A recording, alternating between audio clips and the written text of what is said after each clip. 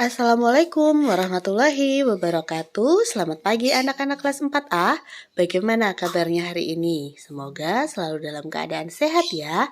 Pagi ini kita akan membahas tema 3, subtema 2, keberagaman makhluk hidup di lingkungan.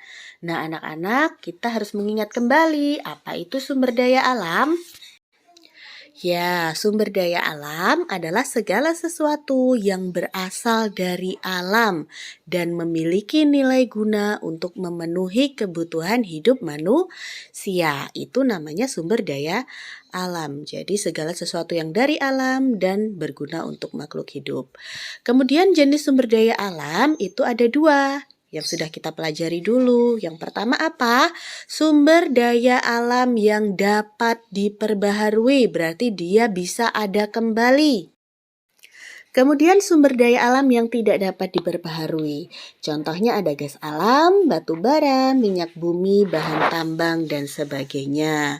Jadi sumber daya alam yang tidak dapat diperbaharui ini ketika kita gunakan secara terus-menerus, dia akan habis. Mengapa? Karena proses pembuatannya membutuhkan waktu yang sangat lama. Jadi kita harus menghematnya. Kemudian kita harus mengenal sumber daya alam berdasarkan asal terbentuknya, yaitu ada dua, sumber daya alam hayati dan sumber daya alam non-hayati. Apa saja itu?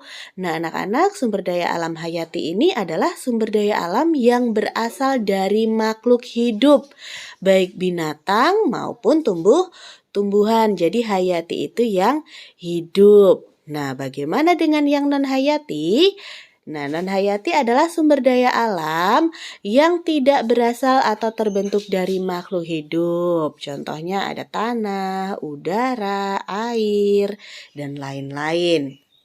Kemudian, bagaimana pemanfaatan sumber daya alam? Jadi sumber daya alam juga dimanfaatkan untuk membantu kegiatan manusia, sehingga sumber daya alam harus kita manfaatkan dengan cara yang bijak. Nah, kita akan melihat bagaimana sih pemanfaatan sumber daya alam. Itu contoh yang pertama ada kegiatan pertanian padi. Sumber daya alam yang berguna adalah matahari, air, tanah, udara, kotoran hewan, dan juga kerbau. Pemanfaatannya ada tertulis di situ. Kemudian dalam pembuatan ikan asin, sumber daya alam yang dipakai adalah kayu, garam, dan panas matahari. Jadi kayu tadi sebagai bahan pembuat anyaman tempat pengeringan ikan. Kemudian garamnya untuk mengawetkan, panas mataharinya untuk mengeringkan. Kemudian dalam pembuatan pakaian, sumber daya alamnya ada kapas, logam, dan plastik. Keterangannya sudah ada di situ ya, anak-anak bisa screenshot, kemudian bisa dibaca kembali. Kemudian kegiatan transportasi, ada logam dan minyak bumi. Dan masih banyak lagi kegiatan manusia yang memanfaatkan sumber daya alam. Nah, anak-anak, kalau tadi sudah pemanfaatannya, kemudian kita harus pelestarian sumber daya alam. Nah, Tuhan ini menciptakan sumber daya alam itu agar dimanfaatkan oleh manusia, tetapi manusia juga harus menjaga keseimbangan dan juga kelestarian sumber daya alam tersebut. Nah, anak-anak ada banyak cara yang dapat dilakukan untuk menjaga keseimbangan dan juga kelestarian sumber daya alam. Kira-kira apa saja? Ada yang tahu tidak bagaimana cara pelestarian sumber daya alam? Nah, berikut Ibu Rina kasih contoh ya. Contoh-contoh tindakan menjaga keseimbangan dan kelestarian sumber daya alam.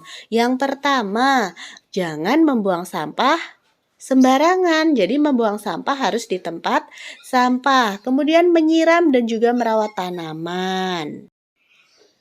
Kemudian menanam tumbuhan, merawat hewan peliharaan dengan baik, memanfaatkan sumber daya alam sesuai dengan kebutuhan atau kita memanfaatkannya dengan cara yang bijak. Bijak itu hemat ya. Kalau tadi adalah tindakan yang menjaga. Nah, ini Ibu Rina kasih contoh tindakan yang tidak menjaga keseimbangan dan kelestarian sumber daya alam. Contohnya yang pertama, berburu hewan langka. Nah, ini tidak boleh ya anak-anak.